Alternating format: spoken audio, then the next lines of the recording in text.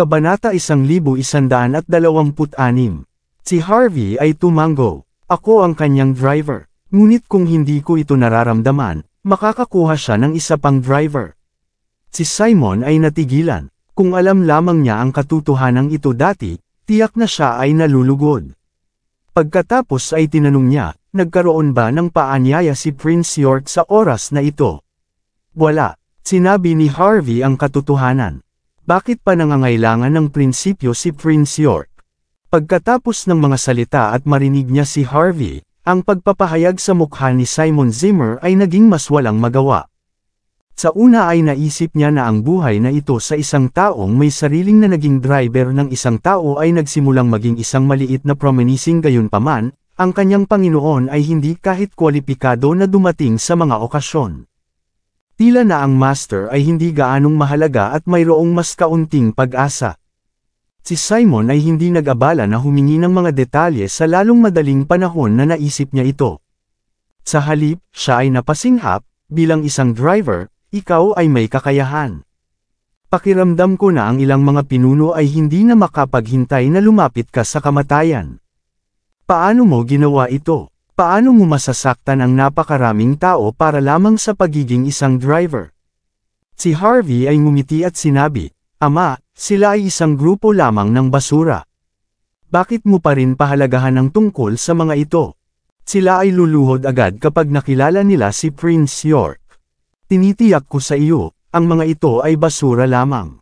Naisip ni Simon na si Harvey ay hindi nagsasalita ng walang kabuluhan sa mga oras na ito. Sa halip, siya ay napasinghap. Umaasa ako na si Prince York ay tulad ng may kakayahan na sinabi mo. Kung hindi, ikaw ay nasa malalim na problema. Si Lillian Yates ay nakuhang muli mula sa pagkabigla. Sa sandaling ito, binago niya ang paksa at tinanong, Harvey, dadalhin mo ba kami? Upang lumahok sa tinatawag nilang seremonya ng pagbabago ng mga depensa. Tumingin din si Mandy Zimmer sa kay Harvey na may isang pagdududa na hitsura. Mayroon bang anumang paraan na magagawa niya ito? Ama, Ina, Mandy, dahil dito ako, maaari kong matiyak na magdadala sa iyo sa loob. Talaga, alam ng lahat ng mga sarhento na ito. Nakikita ko. Si Simon at Lillian ay tumingin sa bawat isa, pakiramdam na impressed. Tila na si Harvey sa katunayan ay nagtatrabaho bilang isang driver. Siya ay dapat na dumalo sa mga okasyon na kasama si Prince York. Kung hindi man, paanong siya kilala ng mga sarhentong iyon? Sa katunayan, kinuha ni Harvey ang tatlo sa kanila sa auditorium ng walang sagabal. Sa buong proseso, nagkaroon din ng isang sarhento na gumagalang na nagpakita sa kanila. Nakikita ang pinangyarihan na ito, nadama ni Simon at Lillian ang kaunti pang tiwala sa kay Prince York. Tila na si Prince York ay siya pa rin ang maimpluwensyang tao sa Southlight pagkatapos ng lahat, hindi bilang kahabag-habag na sinabi ni Callum Robbins at iba pa.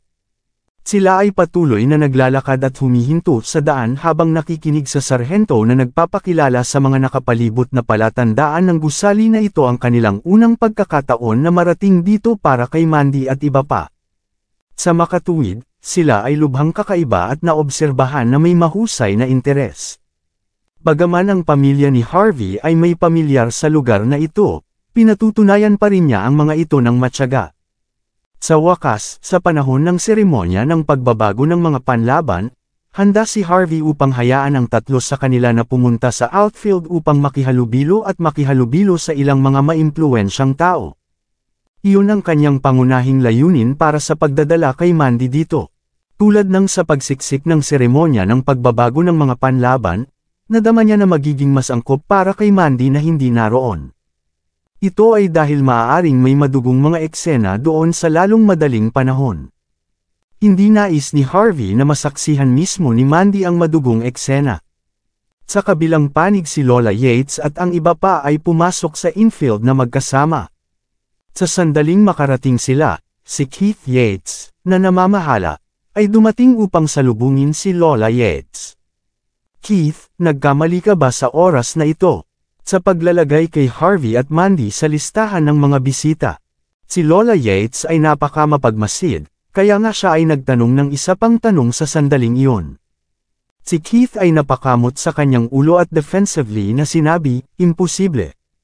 Nag-press screening ako ng listahan ng pangalan. Ang pangalan ni Harvey ay wala sa loob nito, at gayon din si Mandy at ang kanyang pamilya.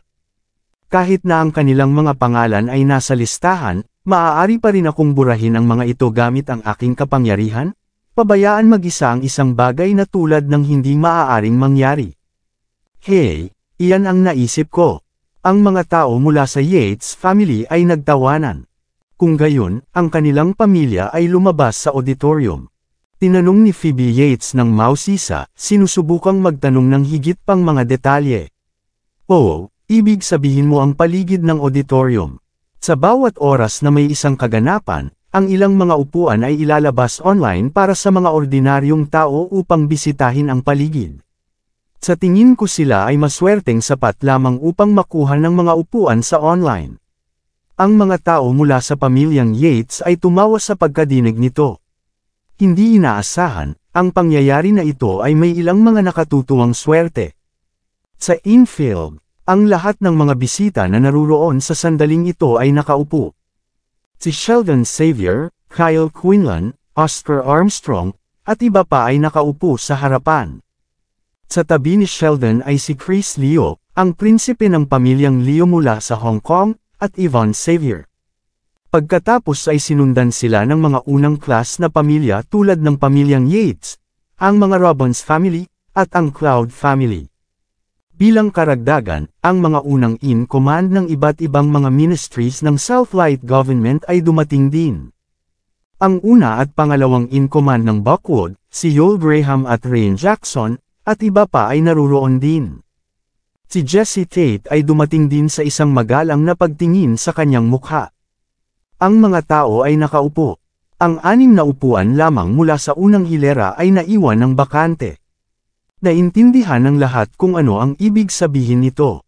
Bukod sa bagong itinalaga na unang in-command ng Southlight Military, Commander Bellamy Blake, ang natitirang 4 na upuan ay para sa Chief Instructor at ang 4 na Diyos ng digmaan ng Southlight Military. Ang mga taong iyon ay maaaring pukawin ang buong mataas na circle ng Southlight kahit na ang isa sa kanila ay lilito ng random. Hindi banggitin na ang gawa-gawa ng militar, ang maalamat na punong tagapagturo, ay darating dito sa oras na ito. Ang bawat tao ay natutuwa na ang punong tagapagturo ay nakatira sa isang buhay na pag-iisa dahil sa kanyang pagre-retiro. Bilang resulta, walang nakakaalam sa kanyang tunay na pagkakakilanlan. Bukod dito, sinabi na ang malaking boss ng mahusay na bansa H ay palaging nais na kumalap sa kanya upang maglingkod bilang punong tagapagturo ng mga nangungunang siyam na hukbo at siya ay magmamana ng posisyon ng elder sa hukbo sa hinaharap. Ang nasabing isang tao, ay maaari siyang tiyak na ikalawang pinakamakapangyarihang tao hanggat gusto niyang kunin ang posisyon na iyon. Sino ang hindi nasasabik kung makilala nila ang malaking shot na ito? Si Chris Leo, na nag-claim na nakakita ng sapat na sa labas ng mundo at nakilala ang maraming mga monarko ng mga maliliit na bansa, ay labis ding nasasabik sa sandaling ito. Siya ay nanginginig sa kaguluhan. Ito ay dahil ang kahalagahan sa oras na ito ay naiiba mula sa nakaraan. Ang punong tagapagturo ay magpapaunlad ng kanyang kasal pagkatapos ng seremonya ng pagbabago ng mga panlaban. Ang pagkakaroon ng punong tagapagturo bilang ang kanyang saksi, siya ay walang alinlangan na maging tunay na tagapagmana ng pamilyang Leo mula sa Hong Kong. Bukod dito, ang pagkakaroon ng kaugnayan na ito sa pamilyang Xavier mula sa Walls Inc., kahit na ang pamilyang Leo mula sa Hong Kong ay hindi maaaring maging isa sa mga nangungunang 10 pamilya, tiyak na sila ay mararanggo muna sa Hong Kong. Si Chris, ito ang magiging pinakakakit-akit na sandali sa kanyang buhay. Bukod, ang mga tao mula sa iba pang mga malalaking pamilya ay nasasabik din. Lalo na ang nakababatang henerasyon, ang lahat ng mga ito ay napakasaya sa sandaling ito. Sa Buckwood, kahit na sa buong Southlight, napakakaunting mga kabataan ang maaaring lumahok sa seremonya ng pagbabago ng mga panlaban. Ang mga piniling tao ay nakalaan na mag-charge ng mga tagumpay at kabiguan sa Southlight sa hinaharap. Hanggat makakakuha sila ng mga matulungin na tuntunin sa punong tagapagturo, magkakaroon sila ng mas maraming karanasan at kapital kaysa sa kanilang mga kasamahan. Sa hinaharap, magkakaroon ng pagkakataon na lumabas sa buong Southlight, kahit na sa buong mahusay na bansa H. Sa makatuwid, ang lahat ng mga tao na naruroon ngayon ay nasa sabik, na gustong makilala ang punong tagapagturo ng ilan sa mga anak na babae mula sa mga malalaking pamilya na may mabigat na make-up, mamahalin at magagandang mga alahas, nakikita sa lahat ng kanilang katawan. Sinasabi na ang punong tagapagturo ay bata pa at isang binata rin. Sa makatuwid, ang sinumang makakakuha ng kanyang kamay sa kasal ay dapat na nakasave ang kalawakan sa kanyang nakaraang buhay. Si Bellamy, na nasa isang uniforme, ay lumitaw sa lugar sa ilalim ng anticipatory na pag-aasawa sa lahat ng ito. Nagkaroon ng isang likas na aura sa kanya, na nagbibigay ng isang chilling vibe. Tila, ang taong ito ay tiyak na hindi maihahambing sa mga commander na maaaring umupo lamang sa opisina. Ang taong ito ay nakipaglaban sa larangan ng digmaan at may nagmamataas na likas na killer. Ang mga ordinaryong tao ay hindi maaaring tumayo sa isang pagtingin sa kanya. Samantala, ang lahat ay hindi makatutulong ngunit tumayo. Ang lahat ng ito ay nasa kaguluhan at may magalang na hitsura sa kanilang mga mukha. Gayunpaman, ang ilang mga tao na kulang sa pagtitiwala ay nadama na sila ay pinapawisan sa lahat ng mga sandali. Hindi ito makakatulong, ang kanyang aura ay hindi pangkaraniwang. Gayunpaman, si Bellamy Blake ay hindi nagpatuloy upang kumuha ng isang upuan sa sandaling ito. Sa halip, tumayo siya sa gilid ng pasukan ng lugar, naghihintay ng matyaga. Ang mga sandali pagkatapos nito, ang 4 na numero sa uniporming militar ay lumakad. Ang nangunguna sa daan ay ang pinuno ng 4 na Diyos ng digmaan ng militar ng Southlight, ang mahabang mandirigman ng sword, si Ethan Hunt. Sinundan ng Magic Sword Warrior, ang maikling mandirigman ng sword, at ang Falchion Warrior. Ang 4 na Diyos ng digmaan ng Southlight ang kagawaran ng militar ay narito. Ang kanilang nakakatakot na aura ay kumalat sa buong lugar. Kahit na si Bellamy ay hindi maaaring tumugma sa mga ito. Kahit na ang mga karakter tulad ni Sheldon Xavier ay nadama na ang kanyang adrenaline ay bumilis nang nakikita ang pagdating ng 4 na Diyos ng digmaan. Ang militar ng Southlight ay nasa frontline at nagkaroon ng mga madugong laban sa mga malalaking bansa sa loob ng maraming taon na walang tigil. Kaya, maaaring sabihin na ang 4 na Diyos ng digmaan ay nakipaglaban sa libu-libong mga sundalo. Gayunpaman, sa mga 4 na Diyos ng digmaan ng Southlight militar, ang mahabang mandirigman ng sword, si Ethan Hunt, ay ang pinakasikat. Ang iba pang 3 Diyos ng digmaan ay palaging nakaupo at bihirang gumawa ng pampublikong pagpapakita. Samantala, ang 4 na Diyos ng digmaan ay hindi rin pumasok sa lugar. Sa halip, sila ay bahagyang nakatungo patungo sa kay Bellamy. Pagkatapos, nakalinya sila sa magkabilang panig at naghintay ng tahimik. Sa puntong ito, alam ng lahat kung ano ang ibig sabihin nito. Ang isang taong may malakas na pagkakakilanlan ay malapit ng lumitaw. Ang pagkakakilanlan ng taong ito ay halos tiyak. Ang bawat tao ay tumayo at tinitigan ang pasukan ng lugar na may hubad na hininga. Ang ilang mga tao ay hindi kahit na maglakas loob na huminga. Hindi sila maglakas loob na magpikit ng kanilang mga mata at itinatayo lamang sa dako. Sa lalong madaling panahon, malinaw na ang mga yapak ay maaaring marinig, at pagkatapos ay isang figure ang lumitaw sa pasukan ng lugar. Ito lamang na ang distansya ay masyadong malayo, kaya walang nakakita ng malinaw sa mukha ng taong ito. Saludo. Si Bellamy ay sumigaw at kinuha ang nangunguna sa pagsasabi ng paggalang. Ang 4 na Diyos ng digmaan ay nagtataglay ng kanilang mga sword at ibinuhos. Ang lahat ng mga sarhento ay naruroon, ang kanilang mga mata ay may ligaw na may sigasig, at pagkatapos ay kanilang ibinala ang isa't isa. Tulad ng para sa figure na iyon, siya ay yumukod pabalik sa lahat. Pagkatapos lamang siya lumakad sa gitna ng lugar. Ang 4 na Diyos ng digmaan ay nanatili sa tabi niya sa daan, na nagbabantay sa kanya. Ang iba pang mga tao ay hindi kahit na maglakas loob upang tumingin sa kanyang mukha ng maingat, pabayaang mag-isa sa pagitan ng kanya. Ang eksena na ito ay ginawang ang tao na excited. Ang taong nasa harap nila ay ang taong direktang nagbago sa internasyonal na katayuan ng Great Country Age. Bilang kahalili, dapat itong sabihin na siya ay Diyos. Ang kathang militar ng militar. Isang buhay na alamat. Ito ay hindi lamang para sa palabas. Siya ay nag-iisa at naging punong tagapagturo ng kampo ng sword. Tinalo din niya ang punong tagapagturo ng 5 makapangyarihang puwersa ng koalisyon sa kanyang sarili. Maraming mga alamat tungkol sa kanya. Marahil ay hindi na nila maaaring mapuksa ang pagsasalita ng lahat ng mga ito, kahit na kinuha ang 3 araw at 3 gabi. Sa pagtingin sa taya na ito, nadama ng lahat na may isang banal na gintong liwanag sa harap ng kanilang mga mata, at hindi sila maaaring tumingin ng direkta dito. Sa lugar kung saan ang mga tao mula sa pamilyang Yates ay si Phoebe Yates, ang puso ay nanginginig habang tinitingnan ang figure na ito. Nadama niya na wala siyang pag-asa na mahulog sa pag-ibig sa punong tagapagturo. Bukod dito, ayon sa plano ng Yates family, may mangyayari sa pagitan niya at ng punong tagapagturo ngayon. Hanggat maaaring siya ay magbuntis sa anak ng chief instructor, pagkatapos ay masisiyahan na ang maunlad na yaman dahil sa bata. Maaari siyang maging asawa ng punong tagapagturo. Siya ay kabilang sa mga kababaihan na may mga identity sa taas ng mahusay na bansa H. Si Phoebe ay malapit nang sumabog sa sandaling ito. Sa kanyang ulo, milyon-milyong milya ng mga bundok at ilog, bilyon na kayamanan, ay magiging lahat ng kanyang bayan. Ang pamilyang Yates ay nakalaan upang maging isa sa mga nangungunang 10 pamilya sa Great Country Age. Si Lola Yates at iba pa ay kumikinang na may kagalakan. Sila ang magiging mga kamag-anak ng punong tagapagturo pagkatapos ngayon. Ang pamagat ng nangungunang pamilya ay darating sa madaling panahon. Upang maging isa sa 10 pamilya ay ang buong ambisyon ng Yates family sa sandaling ito.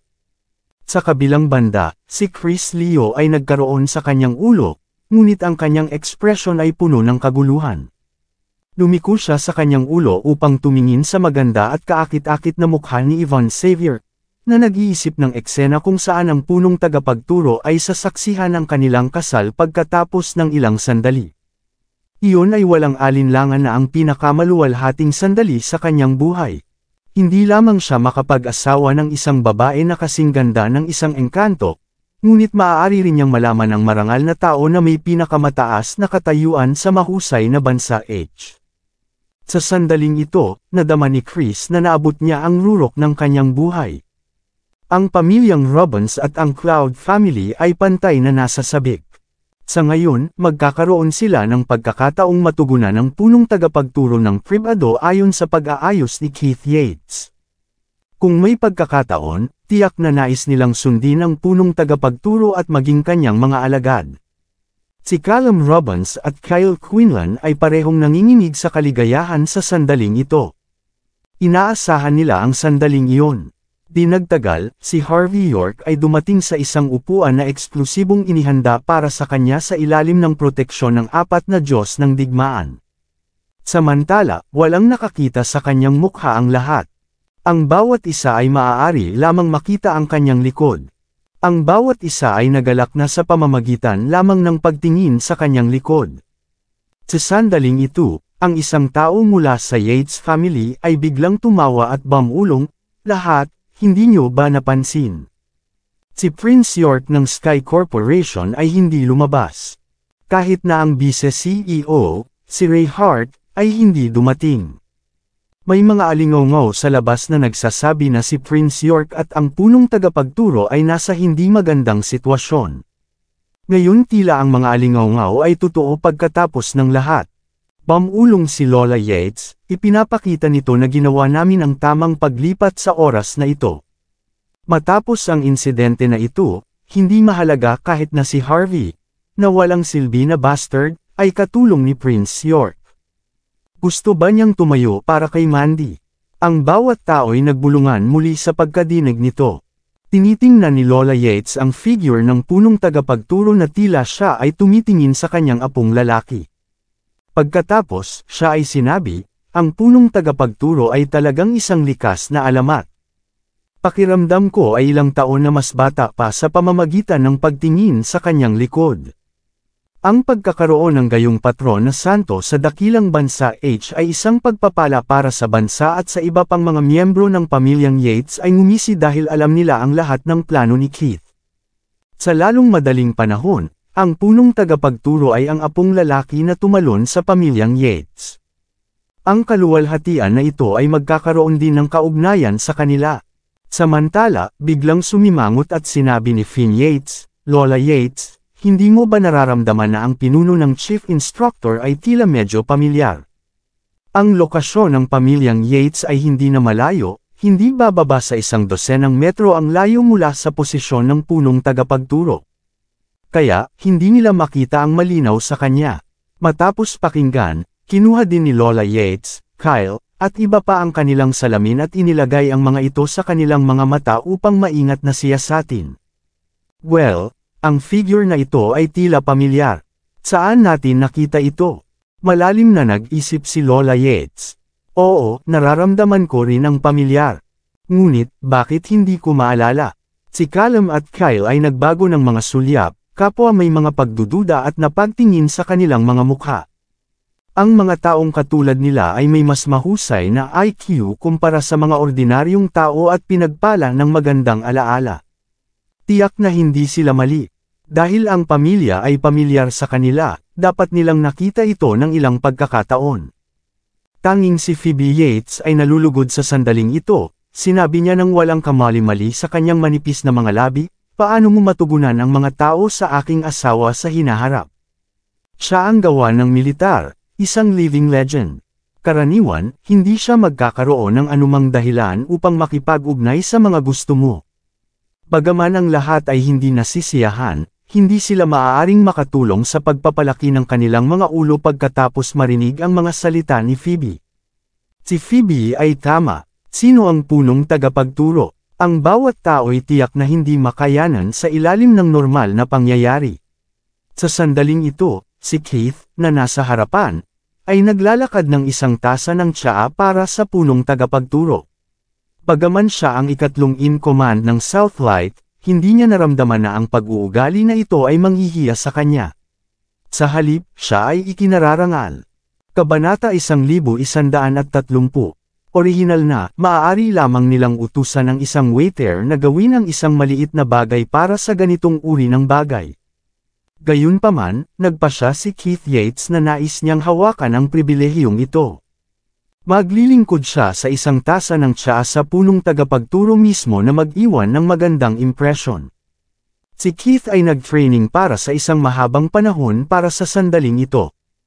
Mula sa bilang ng mga hakbang sa paglalakad, ang dalas ng mga yapak, ang anggulo kung saan ang katawan ay nakabaluktot, kahit na pababa sa facial expression, ang lahat ng mga detalye, inanyayahan niya ang pinaka-propesyonal na mga etiquette masters para sa propesyonal na pagsasanay. Ang pagsasanay ay gumawa ng perpekto. Si Keith ay partikular na nagsasanay para sa lahat ng gabi upang maglingkod sa tasa ng tsaa. Sa lalong madaling panahon, siya ay dumating upang maglingkod ng tsaa sa punong tagapagturo na may parehong mga kamay at gaganapin ang kanyang ulo pababa. Pagkatapos ay inilagay niya ang tsaa ng mabuti pagkatapos ng pagpakita ng paggalang. Ayon sa etiketa, si Keith ay hindi dapat maghanap sa punong tagapagturo sa sandaling ito. Gayunpaman, hindi niya maiiwasan ang kanyang pagkamausisa at nais na makita kung ano ang hitsura ng kanyang potensyal na hinaharap na anak na lalaki. Sa sandaling tumingin siya, nagulat siya. Si Keith ay hindi maaaring tumigil at nahulog ng diretsyo sa lupa, pinagpapawisan ng buong katawan. Harvey York. Paano ito magiging si Harvey? Si Harvey ang chief instructor. Paano ito magiging? Si Keith ay nasindak sa sandaling ito.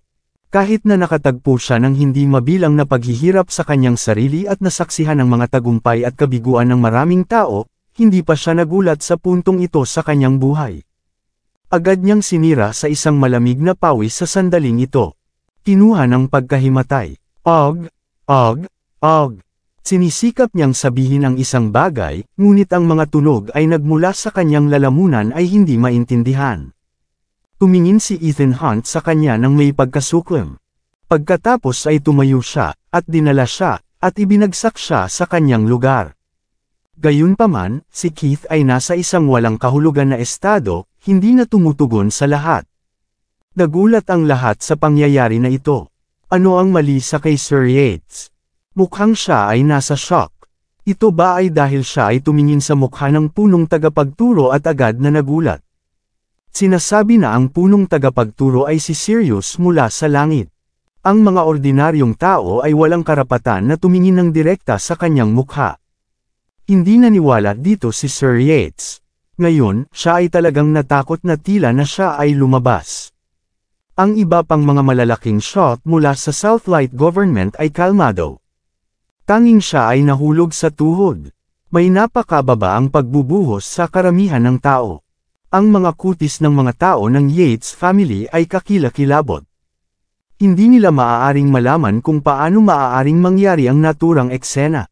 Mas malaki si Lola Yates. Siya ay napabuga ng mababang boses, basura. Paano ka makagagawa ng ganoong eksena na hindi normal? Walang sinuman sa larangan na darating sa pagsilip sa mukha ng Chief Instructor pagkatapos ng isang malaking insidente.